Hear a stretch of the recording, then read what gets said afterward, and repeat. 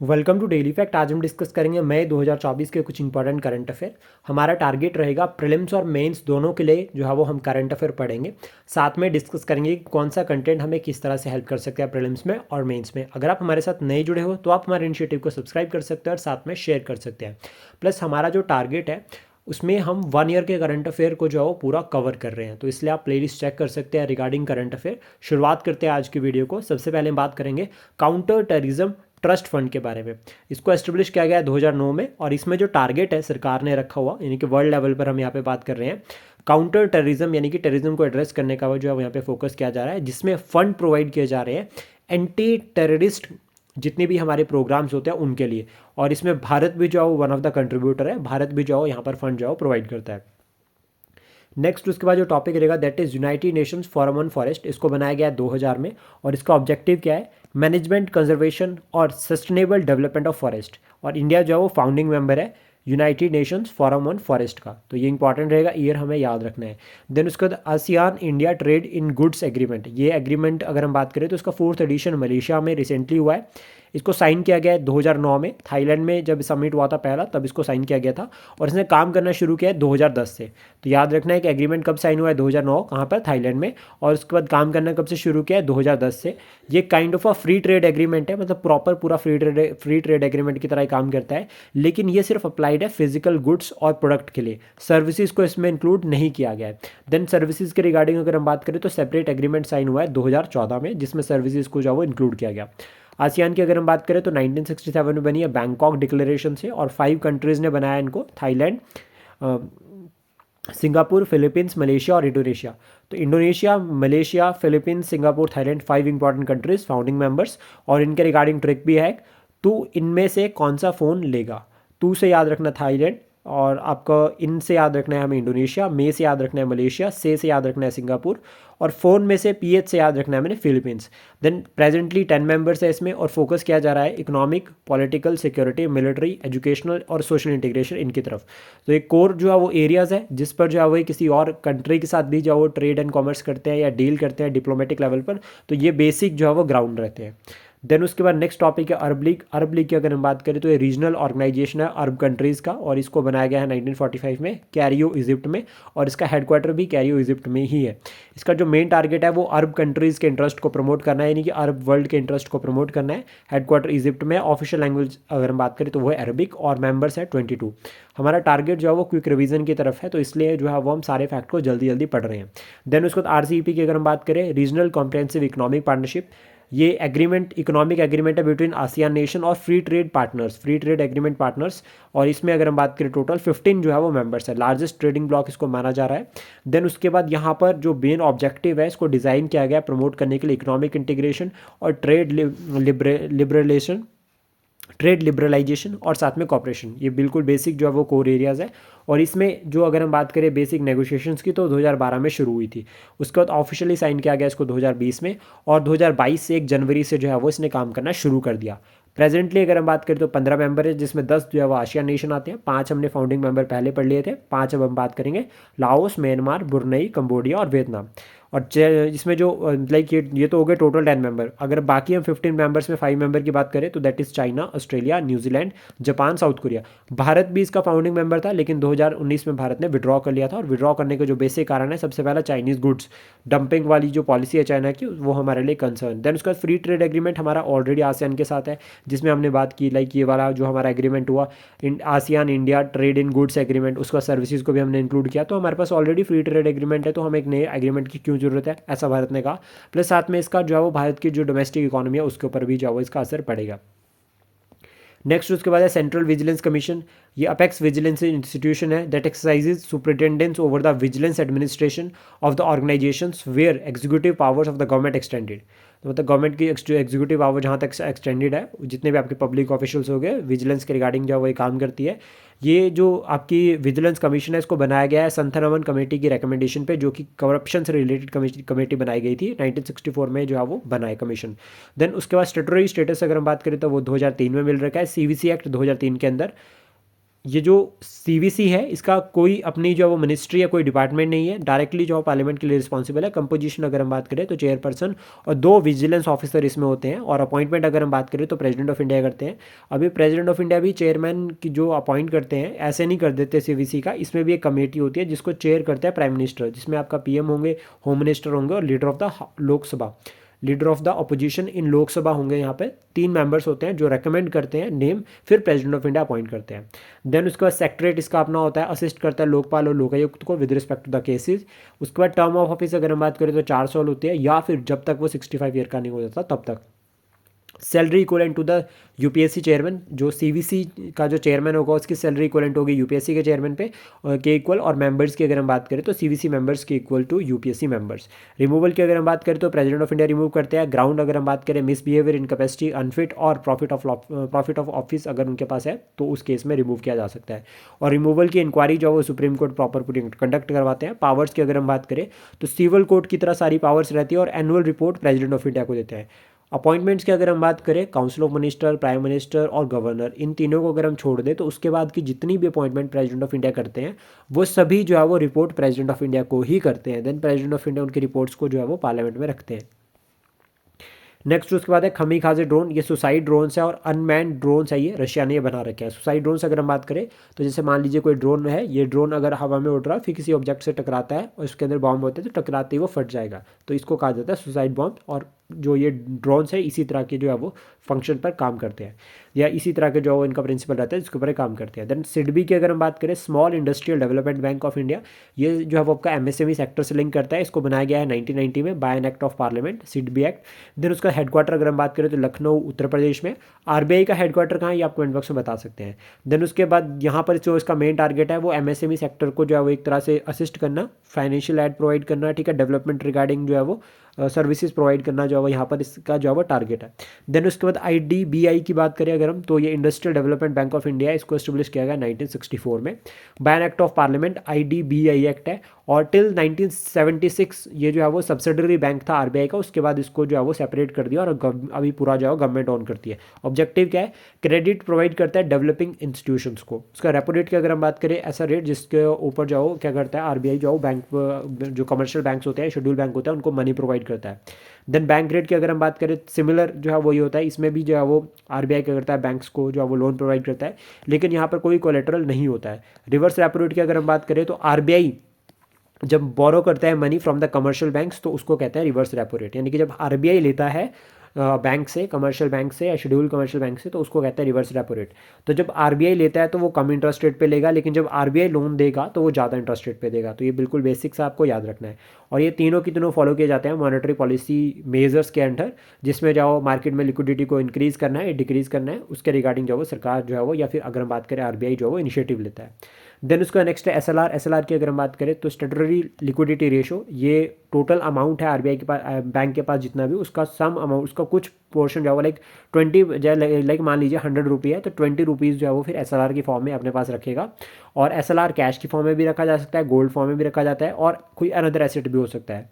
यानी कि अगर हम आम बिल्कुल सिंपल लैंग्वेज में बात करें, जितना भी पैसा है बैंक के पास एक दिन का पूरा, उसमें से कुछ एक शेयर वो अपने पास रखता है, वो शेयर उसको यूज़ नहीं करेगा। वो गोल्ड की फॉर्म में भी हो सकता है, कैश की फॉर्म में भी हो सकता है, और कोई भी रिजर्व एसेट हो सकता है। देन फिर अगर मान लीजिए बैंक को ज़रूरत पड़ती है लोन लेने की, तो आरबीआई से अगर बैंक लोन लेता है तो देन उस केस में जो गोल्ड होगा या कोई अगर एसेट रखा होगा तो उसको एज एन कोलेटरल भी जो है वो आरबीआई के पास रख सकता है। सीआरआर की बात करें, कैश रिजर्व रेशो, ये वो पैसा, ये सिर्फ पैसा ही होगा, यानी कि सिर्फ कैश में ही होगा, जो बैंक क्या करते हैं आरबीआई के पास रखते हैं।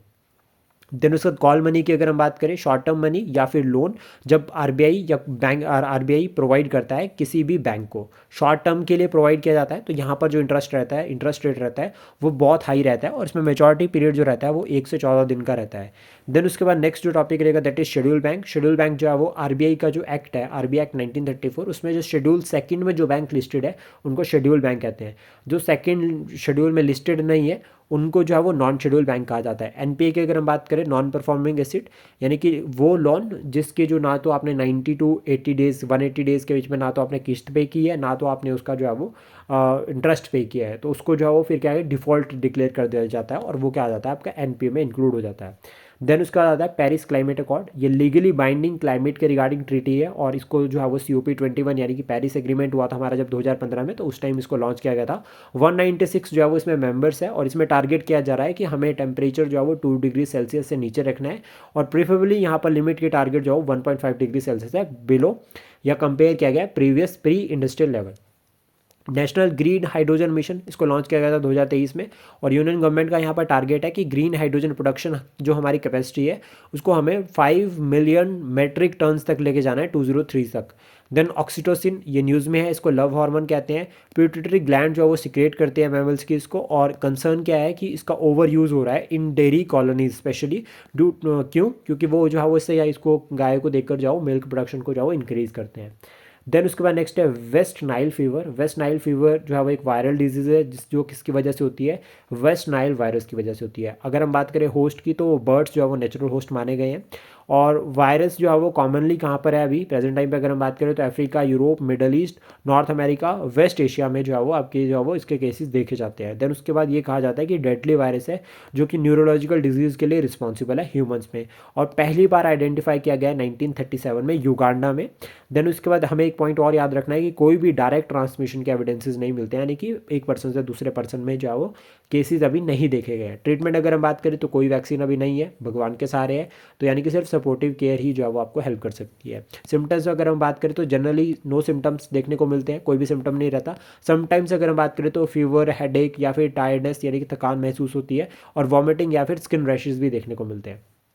देन उसके बाद इंडियन ओशन डायपोल या इंडियन नीनो भी इसको कहा जाता है। ये दो तरह का होता है, एक पॉजिटिव और एक नेगेटिव। सिंपली क्लियर कर बात करें तो इल नीनो ला नीना के साथ ये लिंक करता है। वार्मर और cooler face of the Indian ocean उससे ये लिंक करता है। वार्मर फेस यानी कि जो आपका इक्वेटोरियल रीजन हो गया इंडियन ओशन का और ट्रॉपिकल रीजन हो गया, इन दोनों के बीच में जो आपकी वार्मर कूलर फेज जो रहती है उसके रिगार्डिंग जो है वो ये पूरा फिनोमेनन वर्क करता है। अभी अगर हम बात करें पॉजिटिव फेस यानी कि जब एल नीनो फेस होगी तो इसमें ये कहा जाता है कि जो वार्म वेस्टर्न पैसिफिक ओशन यानी कि जो आपका ये जो रीजन होगा इसमें जनरली क्या होता है, देखो एक नोट हम समझते हैं सबसे पहले कि विंड मूवमेंट होती है high pressure to low pressure. तो जब भी अगर इस रीजन में हाई प्रेशर हो रहा है और इस रीजन में लो प्रेशर है तो विंड यहाँ से यहाँ को मूव कर जाएगी, और अगर हाई प्रेशर यहाँ पर है लो प्रेशर यहाँ पर है तो विंड यहाँ से यहाँ मूव कर जाएगी। तो जब इस रीजन में जब वेस्टर्न जो ट्रॉपिकल रीजन है ये वाला जब रीजन है तो यहाँ पर जब कूल टेम्परेचर होगा तो यहाँ पे क्या होगा, यहाँ पे ठंड, यहाँ पर लो प्रेशर होगा। जब लो प्रेशर होगा तो विंड क्या करेगी, विंड मूव करती है, सॉरी जब यहाँ पे क्या होगा टेम्परेचर कम होगा तो यहाँ पे प्रेशर ज़्यादा होगा, यानी कि यहाँ पे ठंड होगी यहाँ पे तो हाई प्रेशर होगा तो विंड यहाँ से मूव कर जाएगी इधर की तरफ, आपका जो है वो ईस्टर्न इक्वेटोरियल रीजन की तरफ। तो इसको कहते हैं ला नीना इवेंट। विंड मूव कर गई तो यहाँ पर जो है वो इंडिया वाली साइड पर सूखा होगा, बारिश नहीं होगी, कम बारिश होगी। लेकिन दूसरी साइड पर अगर हम बात करें कि जब यहाँ पे क्या हो रहा है, यहाँ पे क्या है हाई प्रेशर है और इस वाले रीजन पे लो प्रेशर है। अब यहाँ पे क्या है वार्मर फेज है, यहाँ पर कूलर फेज है। तो अब इस फेज को कहा जाता है ला नीना। देन यहाँ से हवाएं जो है वो भारत की तरफ आएगी और फिर जो है वो यहाँ पर जो है बहुत ज़्यादा बारिश होगी। तो ये बिल्कुल बेसिक कंसेप्ट है जो आपको याद रखना है। देन उसका वाइब्रेंट विलेज प्रोग्राम अगर हम बात करें 2022 में इसको लॉन्च किया गया था। सेंट्रली स्पॉन्सर्ड स्कीम है ये और इसमें टारगेट किया जा रहा है कि 2022 से 26 तक जितने भी जो बॉर्डर विलेजेस है उनको पूरा प्रॉपर डेवलप करेंगे। कैसे, कॉम्प्रहेंसिव डेवलपमेंट को यहाँ पर जो है वो लेकर चलेंगे। ये जो है वो बेसिक अप्रोच जो है वो वाइब्रेंट विलेज प्रोग्राम की रहेगी। देन उसका gold man environmental prize 2024 Alok Shukla ji को जो है वो ये मिला है। और वर्क अगर हम बात करें तो छत्तीसगढ़ बचाओ आंदोलन जो उन्होंने मूवमेंट शुरू की थी जिसके रिगार्डिंग को जो प्राइज़ मिला है। और इस प्राइज़ की अगर हम बात करें तो 1990 में शुरू किया गया था इसको ग्रीन नोबल जो है वो कहा जाता है। तो आलोक शुक्ला जी को जो है वो ये प्राइज़ मिला है। देन उसके बाद शक्खम वैली, ये वैली जो है वो ट्रांस काराकोरम रेंज में है। और सबसे इंपॉर्टेंट बात यह है कि पाकिस्तान ने जो है वो 1963 में इस वैली को चाइना को दे दिया था। अभी ये रिसेंटली न्यूज़ में है और नॉर्दर्न पीओके का जो ये पार्ट है और ये जो है वो पूरा हमारे पास आता है, लेकिन अगर हम बात करें कंट्रोल जो है वो चाइना का हो रखा है इसके ऊपर। देन उसका नेक्स्ट जो टॉपिक है that is very very important, world press freedom index 2024।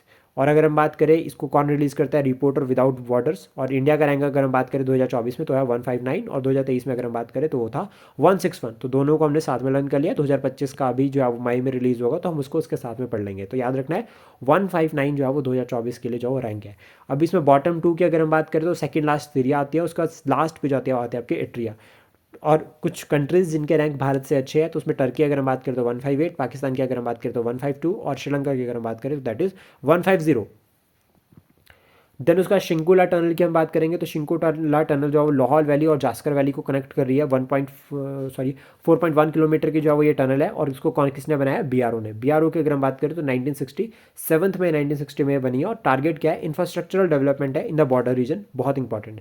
Then उसका शॉ प्राइज 2024, ये इंडियन अमेरिकन एस्ट्रोनॉमर है जिनकी अगर हम नाम की बात करें तो वह है श्रीनिवास कुलकर्णी, इनको मिला है और इंपॉर्टेंट रहेगा ये, काफ़ी ज़्यादा ध्यान रखना। देन उसके बाद नेक्स्ट है इंपॉर्टेंट अपॉइंटमेंट्स अगर हम बात करें तो first women PM of the Democratic Republic of Congo Judith Suminwa Tuluka, और पीएम ऑफ श्रृंगल अगर हम बात करें तो ओस्माने सुनको, ये बने हैं न्यू डीजी ऑफ एनएसजी। तो इसमें अगर हम बात करें तो बी श्रीनिवासन बने हैं और नेशनल सिक्योरिटी गार्ड जो बनी है आपकी 1984 में, बिल्कुल बेसिक जो हमें याद रखना है। देन उसका मई मंथ के इंपॉर्टेंट डेज की हम बात करेंगे तो 1 मई को आपका इंटरनेशनल लेबर डे होता है, महाराष्ट्र डे होता है, गुजरात डे होता है, तो तीनों हमें याद रखने हैं। थर्ड की अगर हम बात करें तो प्रेस फ्रीडम इंडेक्स, जिस टाइम जाओ रिपोर्टर विदाउट बॉर्डर जाओ अपना इंडेक्स लेकर आते हैं। फिफ्थ की अगर हम बात करें मई की तो यहाँ पर जो वर्ल्ड आफ्टर डे होता है। सेवन्थ की अगर हम बात करें तो वर्ल्ड एथलीट डे होता है। एट्थ की अगर हम बात करें रेड क्रॉस डे। टेंथ की अगर हम बात करें तो that is lupus day. 11th की अगर हम बात करें तो नेशनल टेक्नोलॉजी डे होता है।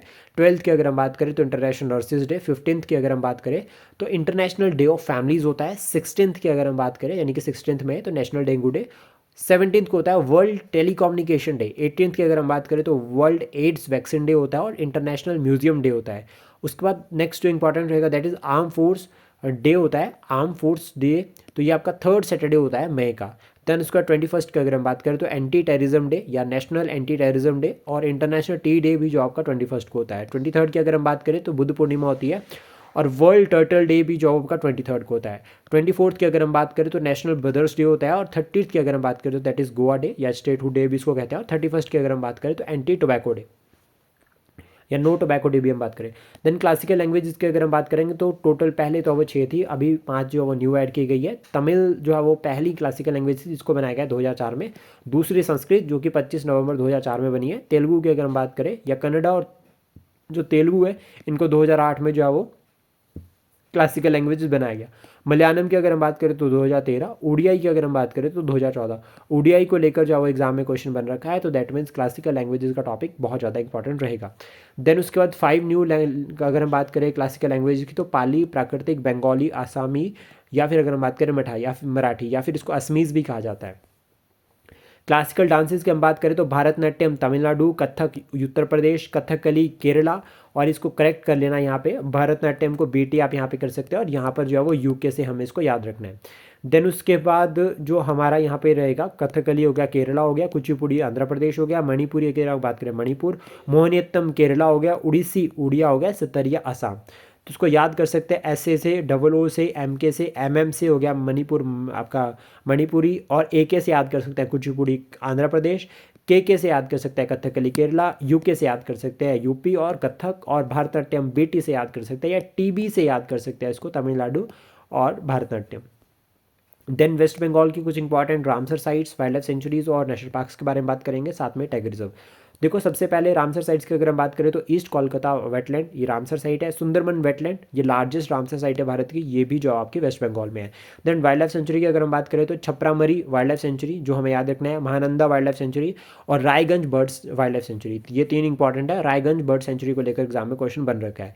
नेशनल पार्क्स की अगर हम बात करें तो सुंदरबन नेशनल पार्क, ठीक है, गोरमुरा नेशनल पार्क जो कि ईस्टर्न तराई बेल्ट वाले रीजन में है, या फिर ये जो रीजन है इसका यहाँ पर जो है वो द्वार भी आपको देखने को मिलते हैं। बक्सा नेशनल पार्क, शिंगालीला नेशनल पार्क, यहाँ पर रेड पांडा आपको देखने को मिलेगा। Jaldapara national park Torsa river के ऊपर है, और एक पॉइंट हमें याद रखना है कि यहाँ पर ना ये जो आपका जलदापरा है ये बहुत ज़्यादा फेमस है एलिफेंट कॉरिडोर के लिए, जो कि एक तरह से बक्सा और जलदापरा के बीच में बनाता है, और इसका जो नाम है वो है चीतापाता फॉरेस्ट। उसका न्यूरा वैली नेशनल पार्क, ये भी जो आपका वेस्ट बंगाल में है, और ये रेड पांडा के लिए बहुत ज़्यादा फेमस है, और रेड पांडा का जो IUCN कंजर्वेशन स्टेटस है दैट इज़ एंडेंजर्ड। उसका सुंदरबन की बात करेंगे, सुंदरबन देखो बायोस्फीयर रिजर्व है, टाइगर रिजर्व है, नेशनल पार्क है, वाइल्ड लाइफ सेंचुरी है, लार्जेस्ट डेल्टा है, वर्ल्ड हेरिटेज साइट है यूनेस्को, और रामसर साइट भी है, largest Ramsar site of India. Then उसके बाद इसकी जो जोग्राफी है, ठीक है, वो टाइडल इफेक्ट के ऊपर जो है वो इफेक्ट करती है, जैसे कि सूरज चढ़ते ही पानी धरती की तरफ आता है और देन उसके बाद जो है वो पानी वापस चला जाता है शाम होते ही। वेजिटेशन अगर हम बात करें तो यहाँ पर मैंग्रोव देखने को मिलेंगे, और मैंग्रोव्स को जो है वो मैंग्रोव फॉरेस्ट है यहाँ पर, जो ट्रीज़ है मैंग्रोव को, उनको सुंदरी मैंग्रोव यहाँ पर कहा जाता है। फौना की अगर हम बात करें तो रॉयल बंगाल टाइगर और बंगाल सबसे रॉयल बंगाल टाइगर की अगर हम बात करें तो मध्य प्रदेश में सबसे ज़्यादा टाइगर देखने को मिलते हैं। सॉल्ट वाटर क्रोकोडाइल यहाँ पर मिलते हैं, यानी कि अगर टाइगर से बच गए तो क्रोकोडाइल तो खा ही लेगा। देन गंगटेक डॉल्फिन की अगर हम बात करें तो वो भी यहाँ पर मिलती है। ऑलिव रेडली टर्टल जो है यहाँ पर मिलते हैं। और इंपॉर्टेंट अगर हम बात करें तो 3 रिवर्स है, गंगा, ब्रह्मपुत्र, मेघना, जो कि सुंदरबन डेल्टा बनाती है, वर्ल्ड का लार्जेस्ट डेल्टा है। मैंग्रोव्स अगर हम भारत में बात करें तो देखो जो हमें याद रखना है, सुंदरबन, भितरकनिका, महानदी, चिलिका, ईस्ट गोदावरी, कोरिंगा, ठीक है, कृष्णा, पुलिकेट, ठीक है, और साथ में आपका ठीक है रमनड, ये हम याद कर सकते हैं, बिल्कुल बेसिक जो है। देन उसका गल्फ ऑफ कच्छ वाले रीजन में भी होते हैं, ठीक है। देन वेस्टर्न घाट के कुछ रीजन में भी जो है यहाँ पर आपको जो है वो देखने को मिलेंगे मैंग्रोव फॉरेस्ट। और टोटल ये कहा जाता है कि 0.1% ऑफ द जो हमारा जोग्राफिकल एरिया है टोटल, उसका 0.1% जो है वो 0.15% जो है वो मैंग्रोव्स है। मैंग्रोव्स जो है वो यूनिक कोस्टल इकोसिस्टम होते हैं जो कि ट्रॉपिकल और सब ट्रॉपिकल रीजन में देखने को मिलते हैं। ये डेंस सॉल्ट टॉलरेंट ट्री होते हैं जो कि सलाइन हैबिटेट में रह सकते हैं। विविपेरस होते हैं, यानी कि embryo development inside the body of the mother. इसमें यह कहा जाता है कि सीड जर्मिनेशन जो है वो विद इन ट्री होती है before falling on the ground. साथ में न्यूमेटोफोर्स रूट सिस्टम होता है, यानी कि इनकी जो रूट्स है वो पेड़ से नीचे की तरफ लटकती है, ज़मीन से ऊपर होती है, और रेस्पिरेशन का काम करती है, और साथ में सपोर्ट भी जो है वो प्रोवाइड करती है। मैंग्रोव्स के रिगार्डिंग अगर हम बात करें सिग्निफिकेंस, तो बायोडाइवर्सिटी कंजर्वेशन में इंपॉर्टेंट रोल प्ले करते हैं। ब्रीडिंग ग्राउंड जो है वो प्रोवाइड करते हैं बहुत सारी स्पीशीज़ के लिए। कोस्टल प्रोटेक्शन में अगर हम बात करें तो buffer against the coastal erosion, मिट्टी को रोक के रखते हैं अपने पास। फ्रंट लाइन डिफेंस की तरह काम करते हैं सुनामी और साइक्लोन्स के केस में। प्लस साथ में कार्बन सिक्वेशन में भी इनका बहुत इंपॉर्टेंट रोल रहता है, जिसमें हम ब्लैक कार्बन की बात कर सकते हैं। और एक नेचुरल सिंक है, क्योंकि ये क्या करते हैं, CO2 को ऑब्जर्व करते हैं और देन उसके बाद जो है ऑक्सीजन रिलीज करते हैं। नेचुरल प्यूरीफायर इनको कहा जाता है, बोथ सॉइल के केस में भी और वाटर के केस में भी। और टूरिज्म भी जो है वो प्रमोट होता है, स्पेशली इको टूरिज्म, और हम माइनर फॉरेस्ट प्रोड्यूस को भी यहाँ पर लिंक कर सकते हैं। देन गवर्नमेंट के इनिशिएटिव्स अगर हम बात करें तो मिस्टी जो है वो प्रोग्राम सरकार ने शुरू किया है, mangrove initiative for shoreline habitat and tangible income. और साथ में ही SAIME यानी कि इनिशिएटिव सस्टेनेबल एक्वाकल्चर इन मैंग्रोव इकोसिस्टम, ये भी सरकार का इनिशिएटिव है। ड्रोन्स को हम फॉलो कर रहे हैं, ड्रोन्स मॉनिटरिंग और आर्टिफिशियल इंटेलिजेंस, ताकि इलीगल एक्टिविटीज़ को हम एड्रेस कर सके। और साथ में ही मैंग्रोव्स के ऊपर रिसर्च एंड डेवलपमेंट की जा रही है, ताकि मैंग्रोव जो है एक फ्रंट लाइन की तरह काम करे अगेंस्ट साइक्लोन्स या सुनामीज।